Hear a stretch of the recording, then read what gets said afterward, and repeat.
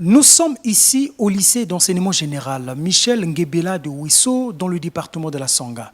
En ce mois de mars, dit mois de la femme, la question des droits des femmes, les entraves à leur plein épanouissement, bref, la problématique sur la célébration de la Journée internationale des femmes est remise au goût du jour. Mais quand on interroge ces jeunes lycéennes sur l'origine de cette journée, les réponses prouvent à suffisance que rien ne se fait concrètement pour donner des informations fiables qui permettront notamment aux filles de s'engager pour la lutte des droits de la femme. Je ne connais pas d'où provient la Journée internationale de la femme. J'écoute juste que non, c'est le 8 mars, il faut célébrer, il faut s'habiller en pagne. Ce que je peux vous dire de l'origine de l'international de la femme, je n'ai pas vraiment des mots à dire. L'origine de la Journée de la femme, j'ai vraiment pas l'idée sur cela. La Journée internationale de la femme, c'est une journée qui donne la valeur à la femme. C'est une journée qu'on reconnaît que la femme a une valeur dans la société. Il faut pourtant partir du sens même de cette journée ainsi que l'attitude des femmes appelées à se lancer à fond pour la lutte en faveur de l'égalité des chances et le droit à participer pleinement à la vie socio-économique et politique du pays. C'est une journée qui prouve réellement que la femme n'est pas, comme tout le monde le pense, inférieure, n'a pas sa place dans une société, mais elle a aussi bel et bien une place dans une société, elle a aussi de la valeur. Donc pour moi, je peux dire qu'en cette journée, une femme doit se sentir à l'aise et toute joyeuse de savoir que c'est sa journée. Lorsque nous célébrons la journée de la femme avec le pagne, c'est vraiment très important. Je pense que vraiment c'est vraiment une bonne chose pour moi qu'on la célèbre. Sur le port systématique du pagne où l'organisation de défilés en lieu et place des activités de sensibilisation au niveau des différentes catégories des femmes ainsi qu'au niveau de la couche juvénile, les avis restent partagés.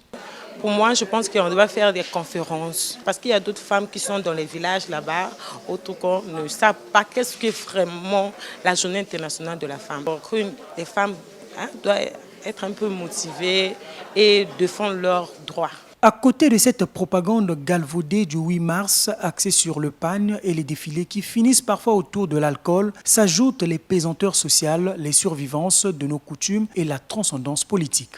Dans notre société, la femme est exclue parce que déjà dans nos coutumes, on nous dit que non, elle est faible. On les a tellement instauré cette coutume-là de dire qu'elle est juste faite pour le foyer, que pour elle, c'est seulement les enfants. C'est ça au fait qui justifie, qui fait que la femme soit exclue de la société. Il faut donc agir pour réduire le fossé concernant la place dévolue à la femme, qui est un maillon fondamental de la société congolaise dont elle assure l'équilibre et son devenir. La femme ne peut pas être mise à l'écart parce que la femme peut pratiquement faire ce que tout l'homme fait. Parce qu'elle peut aussi participer au développement de l'épanouissement de l'homme vis-à-vis du plan politique, social et même économique. Ce qu'il faut faire pour détruire cette mentalité-là, c'est faire comprendre aux gens que la femme, elle est capable de faire ce que l'homme est capable de faire. Parce qu'il est possible de parler de l'égalité. S'il faut donner un conseil aux femmes, je dirais qu'il faut que nous puissions travailler. On ne va pas s'émouvoir par les pagnes ou par le fait que nous fassions des marches, mais que nous puissions travailler notre intellectualisme, que nous puissions être forts à l'école.